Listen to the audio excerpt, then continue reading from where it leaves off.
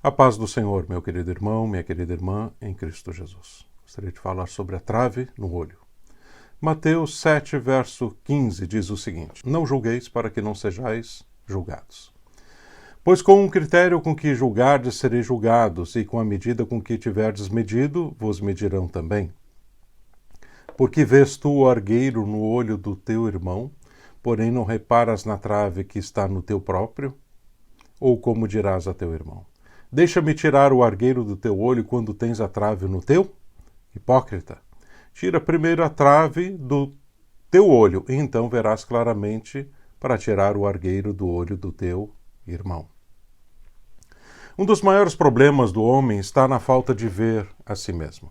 A maior parte das pessoas atenta para ver a vida dos outros, mas esquece de avaliar como está indo a sua vida.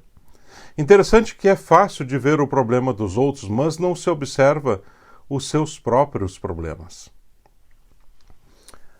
Deixa eu contar uma coisa para vocês. Alguns dias atrás, me saiu um calásio em um dos meus olhos. Conforme os médicos disseram, isso iria sumir em 2 a 3 meses, o que de fato está ocorrendo. Como você pode perceber no vídeo, praticamente não tem mais nada. No entanto, percebi que muitas pessoas, quando vinham conversar comigo, ou me olhavam, focavam a sua visão para o calásio, e não para mim, diretamente, e como seria normal. Isso mostra claramente o que Jesus falou. As pessoas têm tendência de ver defeitos nos outros, mas esquecem que elas também têm defeitos, e às vezes muito piores. O chato nisso tudo é que essa questão acaba por roubar o tempo e até mesmo assuntos relevantes, pensamentos importantes, conversas interessantes para ser levados a coisas fúteis. E o motivo principal disso é que você acaba olhando apenas o problema do outro. O julgamento é outro problema aqui. Não é apenas a observação de ver a trave do outro, no olho do outro, mas é julgar por que a trave entrou no olho. Ou porque ainda não tirou a trave, ou se a pessoa consegue viver com aquela trave, ou ainda se ela vai se acostumar e gostar da trave, ou até se ela colocou a trave no olho para ver de alguma forma diferente e talvez chamar a atenção de alguém. O ser humano é algo complexo. Se acha no direito de deixar de cuidar da sua vida para falar mal dos outros ou ainda de julgar os outros.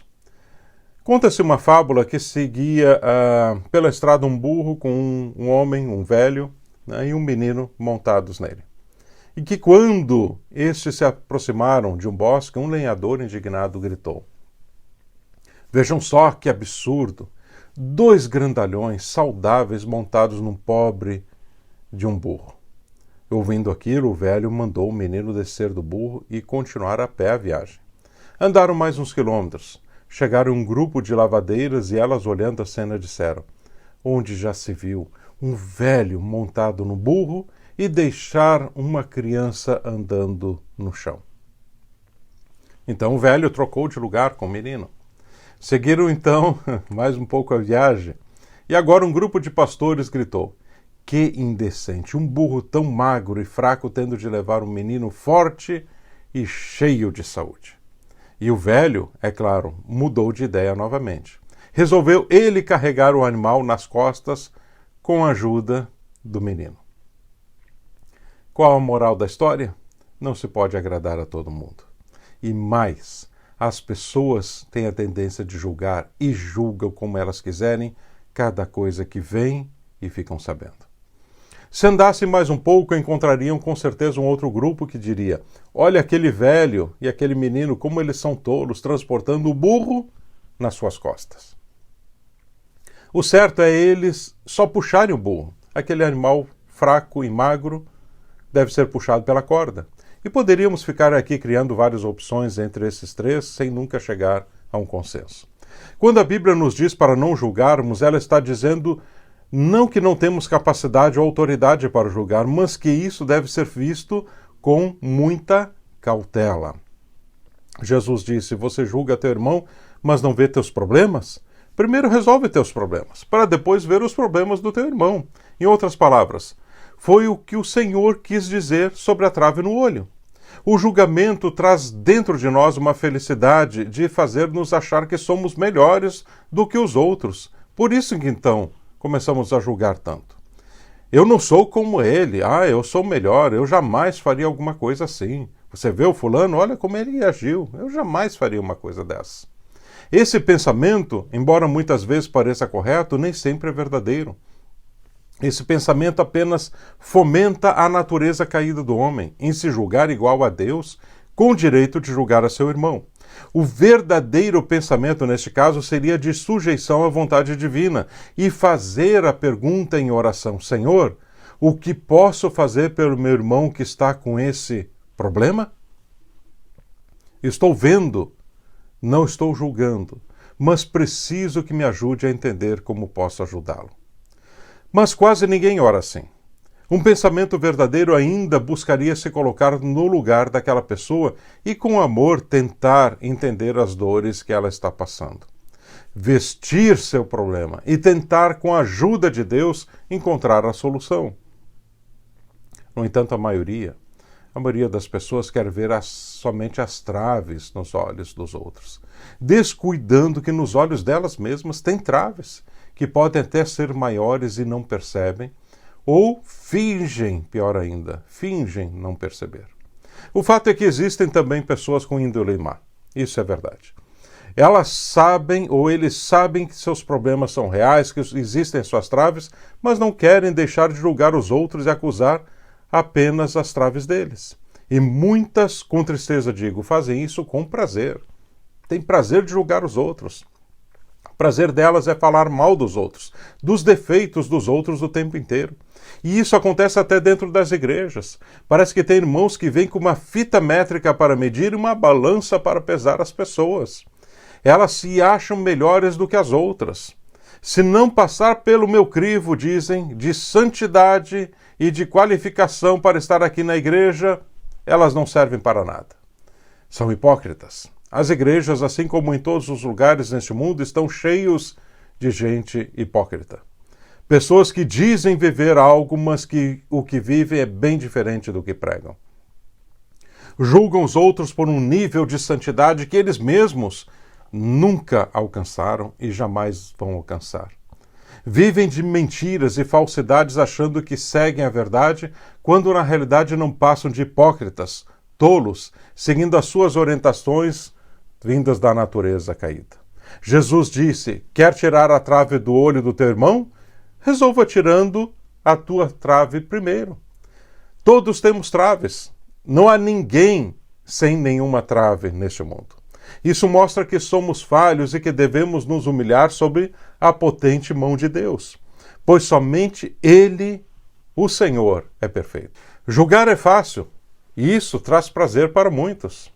Viver lutando para fazer o que é certo e enfrentar os julgadores de plantão sem desanimar é que é difícil. Não julgueis para não seres julgados, foi o que o Senhor disse em Mateus, capítulo 7 e verso 1. Por que ele disse isso? Porque da mesma forma com que medirdes, vos medirão de novo. Veja o texto que está em Marcos, capítulo 4, 24. Então lhes disse: atentai no que ouvis, com a medida com que tiverdes medido, vos medirão também, e ainda se vos acrescentará. Do que Jesus estava falando? Você será medido pelo teu julgamento da mesma forma com que julgou o teu próximo. E além disso, será adicionada a sentença de acordo com o prazer e felicidade que você sentiu em julgar o outro. Olha isso, gente. Isso aqui é muito sério. Tem pessoas que serão condenadas a pagar um preço mais alto por terem tido prazer em falar mal de alguém. Em Provérbios está escrito, capítulo 15, verso 4, a língua serena é a árvore de vida, mas a perversa quebranta o espírito. Também em Provérbios, capítulo 18, verso 21, a morte e a vida estão no poder da língua. O que bem a utiliza, come de seu fruto. E também em Provérbios 21, 23, o que guarda a boca e a língua guarda a sua alma das angústias. Tiago também escreve e nos adverte sobre o poder da língua, está lá em Tiago 3, verso 6. Ora, a língua é fogo, é mundo de iniquidade. A língua está situada entre os membros do nosso corpo e contamina o corpo inteiro. E não só põe em chamas toda a carreira da existência humana, como também é posta ela mesma em chamas pelo inferno. No entanto, o julgamento não começa pela língua, mas pelo olhar e pelo ouvir. Por isso, Jesus disse que devemos cuidar com os nossos olhos e com o que nós ouvimos. Veja os textos. Em Lucas 11:34 está escrito: são os teus olhos a lâmpada do teu corpo. Se os teus olhos forem bons, todo o teu corpo será luminoso. Mas se forem maus, o teu corpo ficará em trevas. E em Marcos 4:24, Jesus fala: então lhes disse: atentai no que ouvis, com a medida com que tiverdes medido, vos medirão também, e ainda se vos acrescentará. Muito do que se passa na vida das pessoas, iniciando aqui pelos julgamentos, né? E pela hipocrisia, vem de influências de suas escolhas, de quem vão ser também, claro, as suas companhias. Quem anda com gente errada vai falar errado, pensar errado, agir errado e se comportar de forma errada. É óbvio que não se precisa de ninguém para ensinar a julgar. No entanto, isso fica potencialmente perigoso à medida que você anda só com pessoas hipócritas e julgadoras. O triste nisso tudo é que o sofrimento aumenta em você à medida que você julga os outros, pois você está sendo julgado também por Deus. A lei da semeadura ocorre para cristãos e não apenas para a eternidade, mas também aqui para o presente. Tudo que o homem semeia, ele vai colher. Tem um ensino popular que afirma o seguinte: a lei do retorno afirma que se alguém ficar te devendo, a vida te devolve em dobro, mas cobra em dobro do devedor. Não sabemos se isso é verdadeiro, mas o fato é que precisamos nos atentar a termos cuidados com a nossa conduta.